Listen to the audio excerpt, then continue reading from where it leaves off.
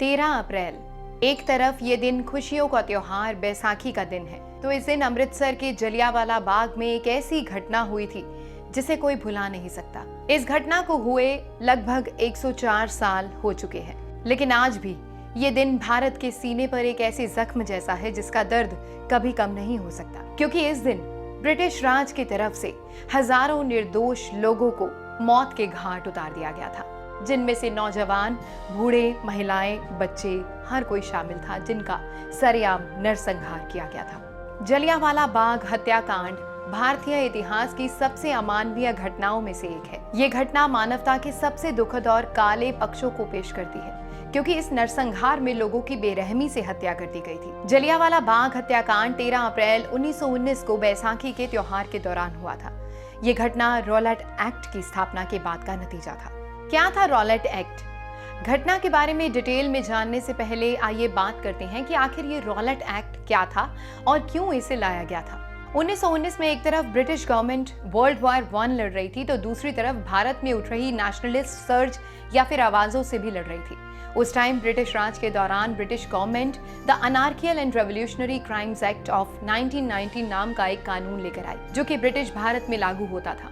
इस Rowlatt act के मुताबिक पुलिस को इतनी पावर्स दी जा रही थी कि वो बिना किसी कारण किसी भी व्यक्ति को गिरफ्तार कर सकती थी। इस एक्ट को लाने का मकसद देश में उठ रही राष्ट्रवादी आवाजों को दबाना था, जो अपने हकों के लिए आवाज न उठा सके। यह अनपॉपुलर कानून में कुछ प्रोविजंस, जैसे कि प्रेस को सख्ती से कंट्रोल करना, बी बगैर वारंट के गिरफ्तारी, सी मुकदमे के बिना अनिश्चितकालीन हिरासत यानी डिटेंशन में रखना, डी हिरासत में लिए जाने वालों को उनके क्राइम्स बताने के अधिकार से वंचित रखना, और भी कई तरह की प्रोविजंस थी जो कि इस एक्ट में शामिल थी, जो जाहिर तौर पर उस वक्त आम लोगों को मंजूर नहीं थी। इस कड़ी में महात्मा गांधी की तरफ से लोगों को एक्ट के खिलाफ सत्याग्रह शुरू करने का आह्वान किया गया, जबकि अखिल भारतीय मुस्लिम लीग के मेंबर मदन मोहन मालवीय, मजारुल हक और मोहम्मद अली जिन्ना ने इस एक्ट के विरोध में इंपीरियल विधान परिषद से इस्तीफा दे दिया।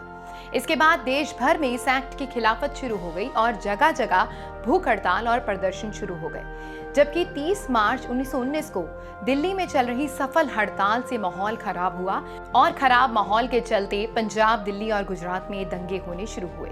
21 मार्च 1919 को रॉलेट देश में लागू हुआ, जबकि 10 अप्रैल को कांग्रेस के दो बड़े नेता डॉक्टर सत्यपाल और सैफुद्दीन किचलू को गिरफ्तार कर लिया गया। इस टाइम तक पंजाब में एक्ट के खिलाफ प्रदर्शन और लोगों का गुस्सा बहुत ज्यादा मजबूत हो चुका था। 13 अप्रैल 1919 का काला दिन, ये वो बदकिस्मत दिन था जिस दिन दोपहर में हजारों की संख्या में पंजाब और अलग अलग जगहों से लोग अमृतसर के जलियांवाला बाग में इकट्ठा हो गए, क्योंकि इस दिन पंजाब का मशहूर त्योहार बैसाखी भी था। दूसरा, लोगों में कांग्रेस के दोनों नेताओं डॉक्टर सत्यपाल और सैफुद्दीन किचलू को बगैर वजह गिरफ्तार किए जाने का गुस्सा भी था। तो यहाँ इस गैदरिंग में दूर दूर से तकरीबन 10,000 के करीब लोगों ने शिरकत की, जिसमें बच्चे, बूढ़े, महिलाएं, नौजवान सब शामिल थे। दलील दी जाती है कि उस वक्त मार्शल लॉ लगा हुआ था, जिसके तहत 4 से ज्यादा लोग एक जगह पर इकट्ठा नहीं हो सकते थे। अब इतनी बड़ी तादाद में जमा भीड़ को नियंत्रित और माहौल को संभालने की जिम्मेदारी थी इस घटना के मुख्य आरोपी general Reginald Edward Harry Dyer उर्फ जनरल डायर की। अब यहाँ सबसे इंपॉर्टेंट बात थी कि जहाँ ये भीड़ जमा थी, जलियांवाला बाग, वो ना तो एक पार्क था और ना ही गार्डन। ये एक खाली मैदान था जिसके आसपास घर बने हुए थे। इसे बाहर निकलने का सिर्फ एक रास्ता था, जो कि थी उसकी मुख्य एंट्रेंस। बाकी 3 तरफ से ये बंद था। जब जनरल डायर को यहाँ भीड़ जमा होने की खबर मिली, तो वो अपनी मिलिट्री फोर्सेस के साथ यहाँ पहुंचा और मेन गेट को भी पूरी तरीके से उसने बंद कर दिया, उसे सील कर दिया। अब यहाँ ये साफ नहीं था कि कितने लोग यहाँ रॉलेट एक्ट की खिलाफत के लिए पहुंचे थे और कितने यहाँ बैसाखी मनाने आए थे, पर जनरल डायर ने यहाँ आए सभी पर बगैर किसी चेतावनी के गोलियां चलाने का आदेश दे दिया। माना जाता है कि यहाँ सैकड़ों राउंड्स गोलियां चलाई गई और तब तक चलाई गई जब तक सेना के पास मौजूद सारा एम्यूनिशन खत्म नहीं हो गया। कहा जाता है कि डायर के सैनिकों ने यहाँ मौजूद लोगों पर लगभग 15 मिनट तक नॉन स्टॉप बगैर रुके गोलियां चलाई और जिन पर गोलियां चलाई गई वो सब निहत्थे थे। उनके हाथ में कोई हथियार नहीं थे। भीड़ पर लगभग 1650 राउंड्स ऑफ बुलेट्स फायर किए गए। हथियारों से मरने के अलावा कुछ लोग जो बच गए उन्होंने बाहर निकलने की बहुत कोशिश की, पर क्योंकि डायर के सैनिकों ने पहले से ही मेन एंट्रेंस को ब्लॉक किया हुआ था और बाहर निकलने के कोई और ऑल्टरनेटिव रास्ते नहीं थे, तो लोगों ने गोली से बचने के लिए बाग में पीछे बने कुएं में छलांग लगा दी, जबकि कुछ लोग भगदड़ में ही मर गए। पूरी घटना में कितने लोग मारे गए?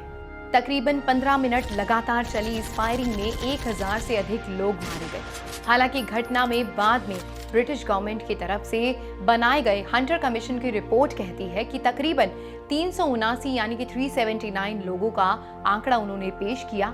एक आंकड़े के मुताबिक जलियांवाला बाग के कुएं में ही तकरीबन 150 लाशें बाहर निकाली गई। इस नरसंहार के बाद का इम्पैक्ट। हालांकि ब्रिटिश राज ने इस खबर और इंफॉर्मेशन को दबाने की पूरी तरीके से कोशिश की, लेकिन जैसे ही इस नरसंहार की खबरें आम लोगों में पहुंचने लगी तो पूरे देश में ब्रिटिश गवर्नमेंट के खिलाफ विरोध प्रदर्शन होने लगे। इस नरसंहार के 2 दिन बाद लाहौर, अमृतसर, गुजरांवाला, गुजरात और लायलपुर में मार्शल लॉ लगा दिया गया। वहीं पोएट रविंद्रनाथ टैगोर इस घटना से बेहद आहत हुए और उन्होंने अंग्रेजों के विरोध में नाइटहुड समेत उन्हें मिली सारी उपाधियों को त्याग दिया। दूसरी तरफ महात्मा गांधी ने भी ब्रिटिश राज की तरफ से उन्हें दी गई केसरे हिंद की उपाधि को त्याग दिया। यही नहीं, विंस्टन चर्चिल और पूर्व प्रधानमंत्री एच.एस. एस्किथ जैसे ब्रिटिश लीडर्स ने भी ब्रिटिश संसद में इस नरसंहार की जमकर निंदा की। एक अखबार के मुताबिक जब जनरल डायर से पूछा गया कि उसने गोलियां क्यों चलाई, तो उसने ये जवाब दिया, I fired and fired well, no other consideration weighed on me, General Dyer. मतलब मैंने गोलियां चलाई और अच्छे से चलाई,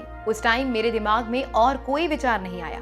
यानी कि घटना के बाद तक उसे अपने किए का कोई दुख या पछतावा नहीं था। हालांकि इस घटना के मुख्य आरोपी जनरल डायर के एक्शंस को बहुत से ऑफिसर्स ने सपोर्ट भी किया और इस लिस्ट में पहला नाम आता है पंजाब के उस टाइम के lieutenant governor Michael O Dwyer. According to Dwyer, क्योंकि पंजाब में ब्रिटिश राज के खिलाफ बहुत तेजी से आवाजें उठ रही थी, तो ऐसे में ये नरसंहार बिल्कुल सही कदम था। हालांकि ब्रिटिश गवर्नमेंट ने इस हत्याकांड की जांच के लिए हंटर आयोग का गठन किया, लेकिन दोषियों को कोई खास सजा नहीं मिली। रेजिनाल्ड डायर यानी जनरल डायर को सिर्फ उनके उस टाइम के सेना के पद से हटा दिया गया और उन्हें आगे मिलने वाली तरक्कियों को भी रद्द कर दिया गया। उसे उसकी सेवाओं से 1920 में सेवा मुक्त कर दिया गया। नरसंहार के जिम्मेदार 2 ऑफिसर्स को कैसे मिली मौत? इस पूरी घटना ने कई नौजवान दिलों में देशभक्ति का जोश भर दिया और ऐसा ही एक नाम था फ्रीडम फाइटर उधम सिंह, जो 13 मार्च 1919 को नरसंहार के वक्त जलियांवाला बाग में मौजूद थे और काफी घायल भी हुए थे। बाद में सन 1940 को उन्होंने लंदन के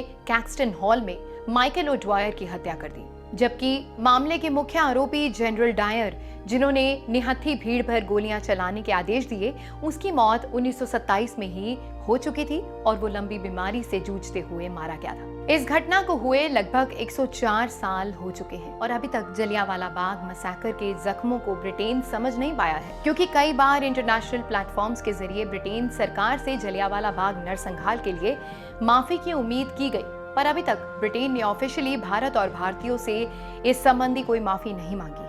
हालांकि कई मौकों पर ब्रिटेन के कुछ एमपीज या इवन प्रधानमंत्री डेविड कैमरॉन रिमोर्स या फिर दुख का प्रगटावा करते हुए नजर आए, लेकिन एज अ कंट्री इस मामले में अभी तक कोई ऑफिशियल स्टेटमेंट या ऑफिशियल अपॉलॉजी ब्रिटेन ने जारी नहीं की है। इस बारे में सोशल प्लेटफॉर्म क्वारा पर भी आप तर्क वितर्क लोगों के देख सकते हैं। फिलहाल गाइस, ये दिन किसी को भी भूलना नहीं चाहिए, क्योंकि 13 अप्रैल चाहे भारत के लिए एक बहुत सिग्निफिकेंट डे है, लेकिन जिन्होंने इस दिन अपने अपनों को खोया उनके लिए ये खूनी बैसाखी से कम नहीं। सो फिलहाल द ज्ञान गर्ल में आज के एपिसोड में बस इतना ही, क्योंकि आज बहुत इंपॉर्टेंट डे है, तो आपको वैसाखी की भी बहुत मुबारकबाद, बहुत शुभकामनाएं। लेकिन जरूर हमको उन शहीदों को भी याद करना चाहिए, उन मासूमों को, उन निहत्थे लोगों को भी आज के दिन याद करना चाहिए, जिन्होंने इस नरसंहार में अपनी जानें खोई हैं, अपने अपनों को खोया है। उनको, उनके दर्द को कोई महसूस नहीं कर सकता, लेकिन उम्मीद की जाए कि वक्त के साथ ये जख्म जरूर भरेंगे और आज की इस रिपोर्ट के जरिए उन सारे शहीदों को हमारी श्रद्धांजलि।